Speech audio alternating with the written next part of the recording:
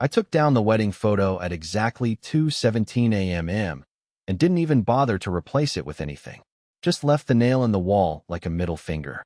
She walked past it 7 times the next day. 7. Not a word. Not a look. Maeve made her smoothie. Checked her steps. Replied to her work messages. Wore her oatmeal-colored sweater that she knows I hate because it sheds like a cat. She laughed on a Zoom call. She even watered the dead basil I stopped pretending to keep alive. But she didn't notice the missing frame. So I took something else. 1 spoon. Just one. From the drawer. Gone. The next day, nothing. She stirred her coffee with a fork. That's when I realized the truth. Not the poetic kind. The gut punch, slap in the face kind. She had already left. Her body was here, yeah. But whatever part of her used to love me was long gone. Packed in a box I never saw her tape shut. She just forgot to take the plants and the legally binding contract with her. So I started pulling pieces away. Subtle ones. A sock. The mirror from the guest room. Her favorite mug, the one with the stupid duck on it. I didn't break them. I didn't throw them out. I just relocated them. Like ghosts. Like memories that quietly erase themselves. And then, on the 8th day, she finally noticed. But it wasn't the missing things. It was me. It wasn't the stolen spoon, the absent mug, or even the hollow rectangle of dust on the wall where our wedding photo used to hang that finally broke through her fog. It was me skipping the morning routine. I didn't make her coffee. I didn't cue up the news podcast she always pretended to hate but never missed. I didn't mumble the usual, "Don't forget your charger," as she grabbed her bag. That day, I just sat at the kitchen table, silent, with an empty plate in front of me and a knife in my hand. Not in a threatening way. Just holding it, like I was trying to remember what it was for. She stood by the door with one boot on and the other in her hand, watching me from behind her hair like she was debating whether I was broken or just tired. "You good?" she asked. Flat. Not concerned. Not curious. Just checking a box. "I'm fine," I replied. The most weaponized lie in the English language.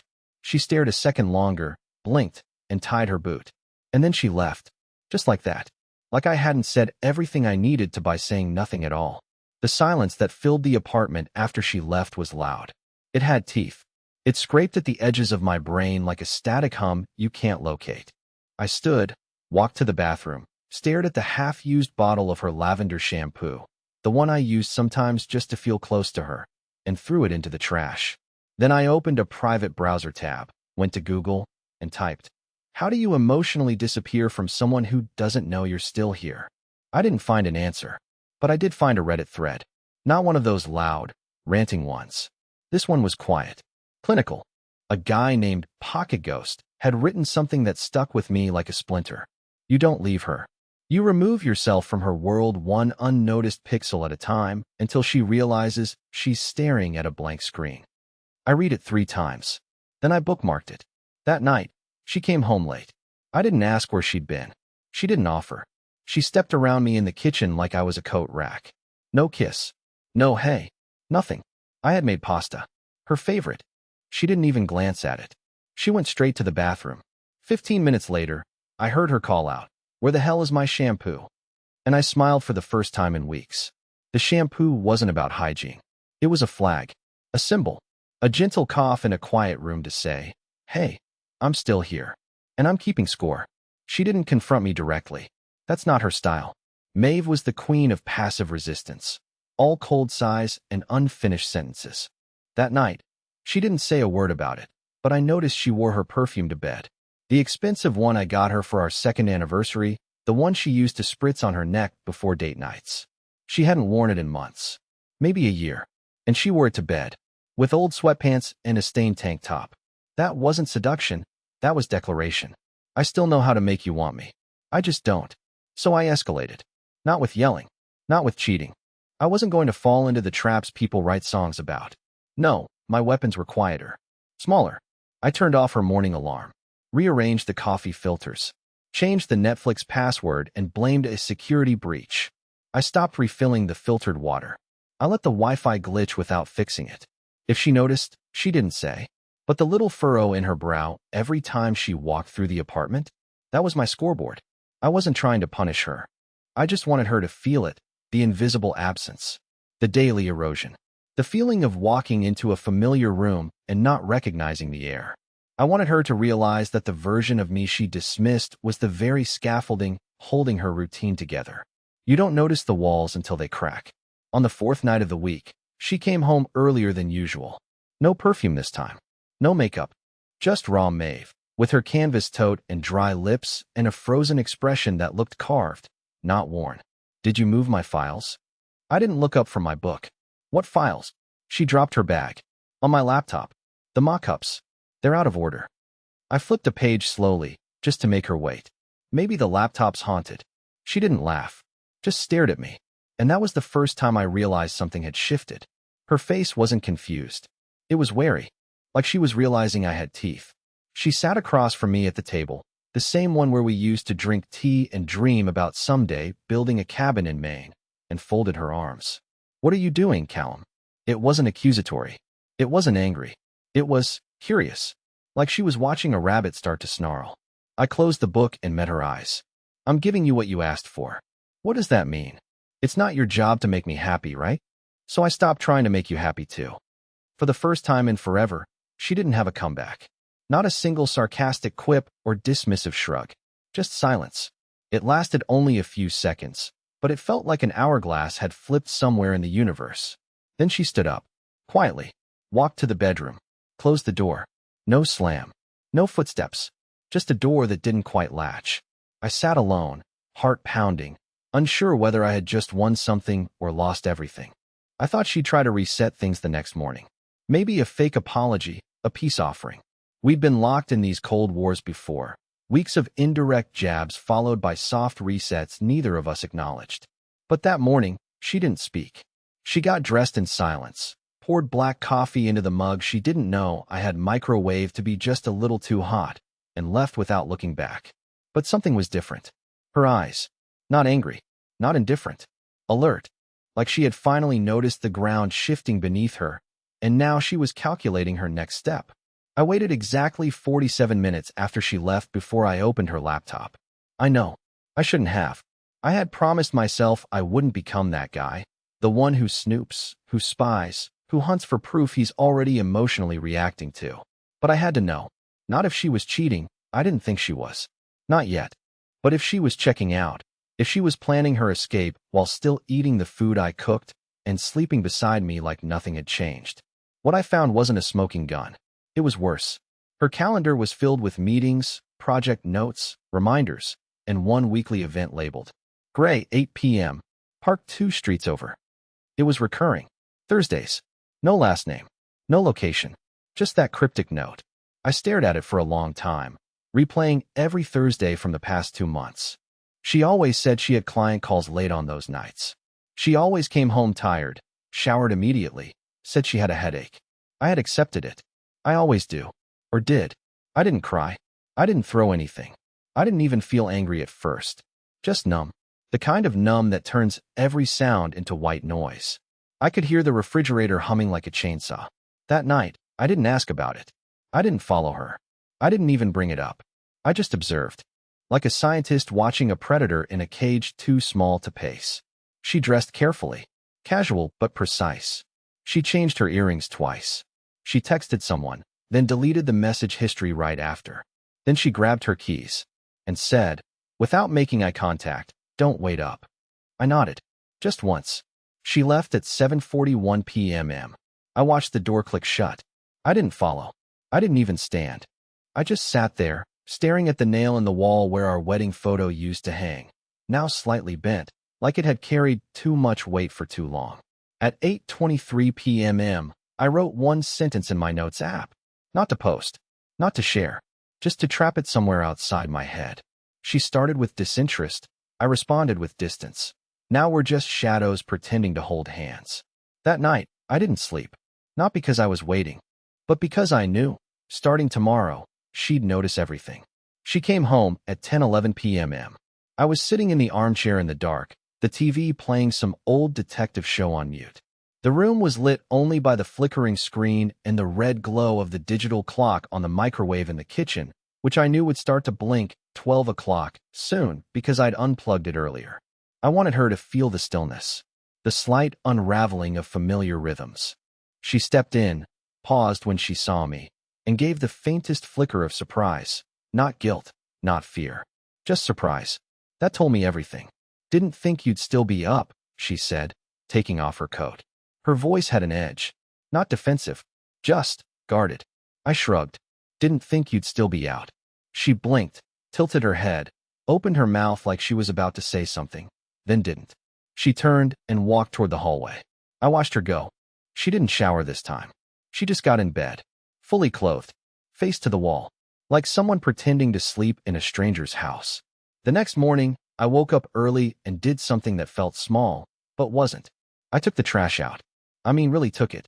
Every bag. From every room. Old receipts. Junk mail. Expired lotion.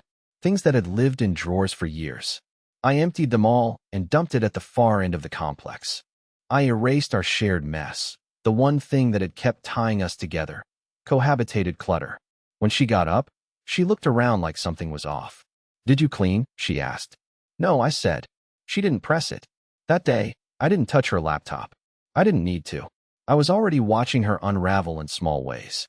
She triple-checked her bag before leaving. Came back to grab a charger she hadn't used in weeks. She asked where the gray throw blanket was. I told her I hadn't seen it. It was in the trunk of my car.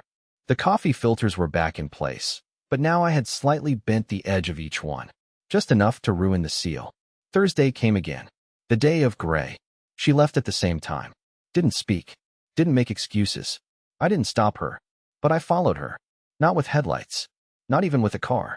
I took a rideshare 2 blocks behind her route. I told myself I wasn't stalking. I wasn't going to confront. I just needed the truth, not speculation, not half-facts. Cold reality. She parked on a side street near a rundown bookstore. Walked 2 blocks. Turned down an alley. She didn't meet a man. She didn't enter a bar. She walked into a small, flickering building with a hanging sign that said, Still Point Grief Counseling. I stared at it for a full minute. Then again, grief. Counseling. Every assumption I had built, every narrative I had whispered to myself to justify the coldness between us. Cracked. I didn't go in. I couldn't. I just stood in the shadow of the alley, thinking of all the nights she came home quiet, her eyes glassy. All the times she said she was fine. All the Thursdays I had imagined betrayal, and maybe she'd just been bleeding quietly. I went home and sat at the kitchen table, where I used to write her birthday cards. I didn't know what I felt. Not guilt. Not yet. Something more complicated. And then I saw her old journal on the bookshelf. One I hadn't touched in years. I opened it. It was filled with scribbles, doodles, clippings, and one page, dated 7 months ago, stopped me cold. I think I've already lost him. And the scariest part is, I'm not even sure he noticed. I sat at the table for what felt like hours, flipping through that journal like it held the final instructions to a puzzle I'd been building with the pieces upside down. It was Maeve's handwriting, but not the version of her I thought I knew. These weren't notes or lists. They were confessions. Scattered, sometimes illegible, like they were written in a rush or underwater. There were doodles of a house I didn't recognize. A child's name circled 3 times, Isla, then crossed out, then rewritten, then crossed again. There was a note on the back of a grocery receipt. Does grief make you quiet, or does being quiet create grief? I didn't know what it meant, but I couldn't stop reading it.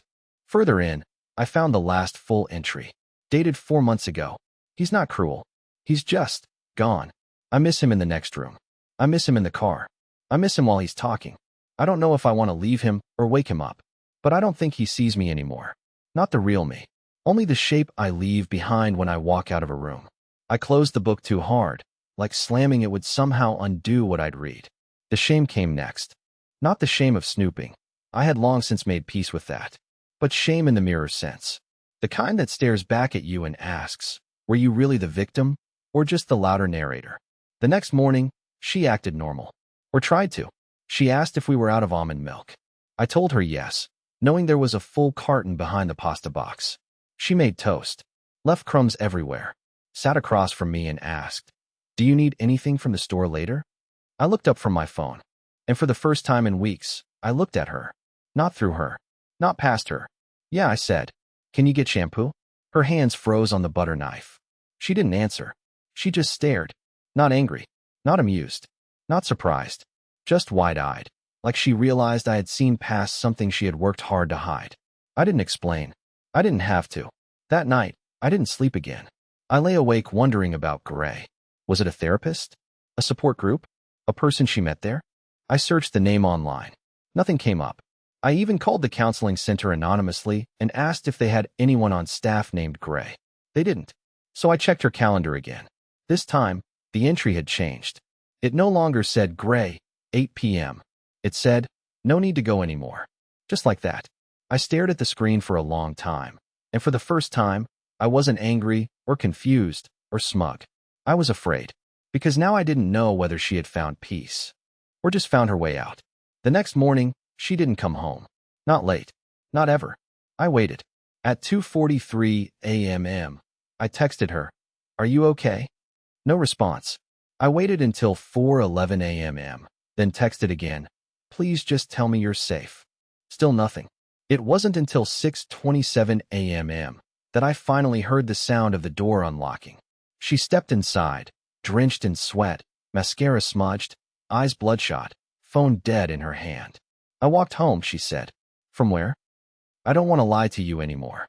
And that's when I realized, whatever came next, the rules had just changed completely.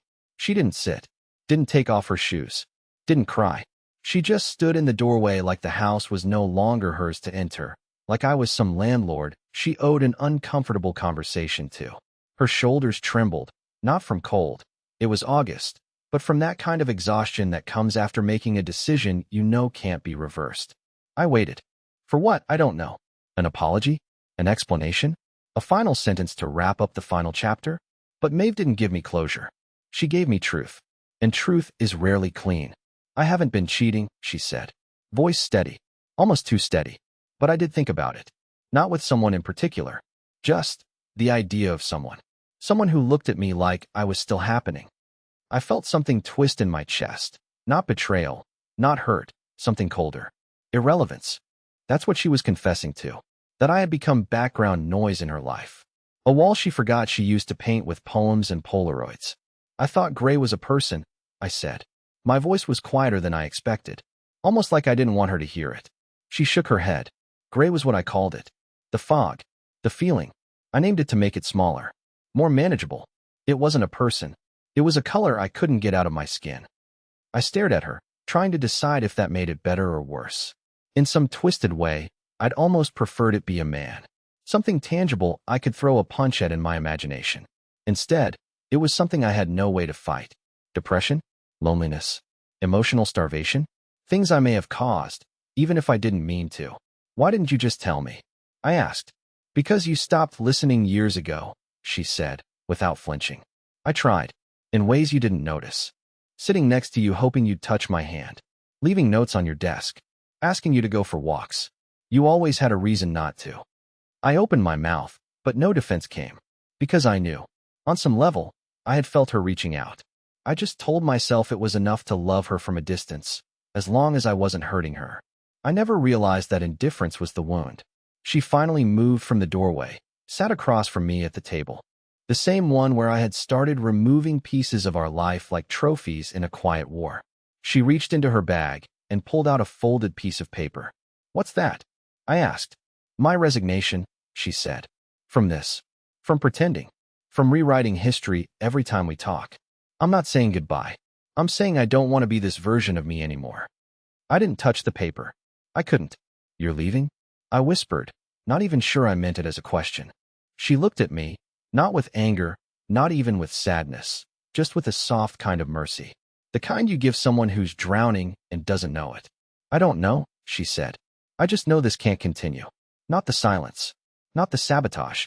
Not the performance. I need to find who I am outside this room." I looked around at the space we called home. Suddenly, it felt unfamiliar.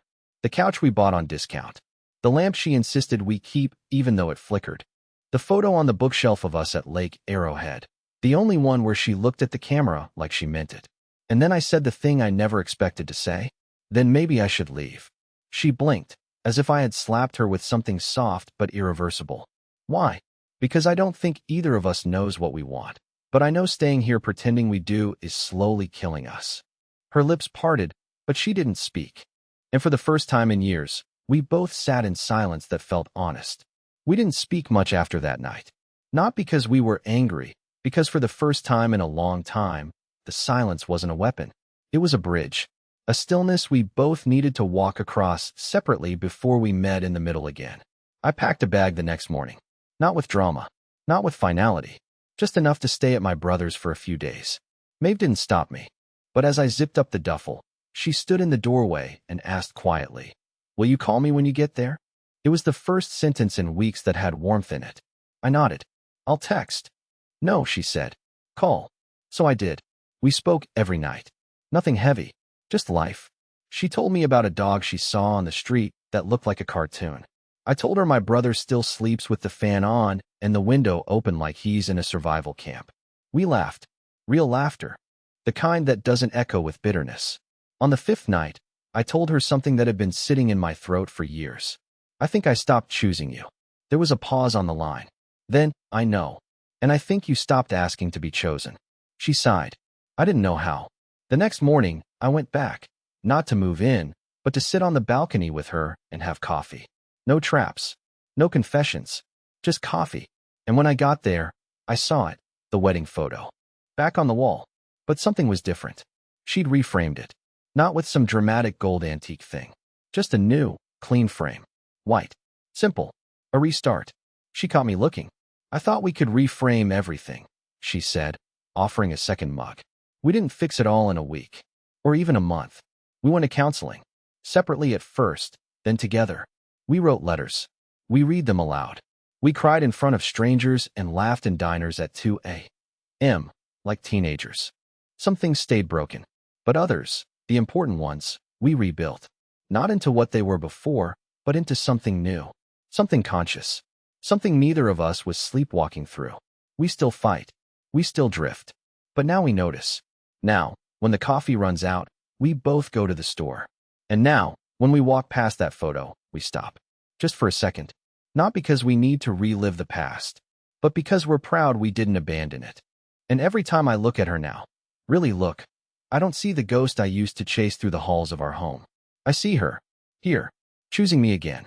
And I'm choosing her back.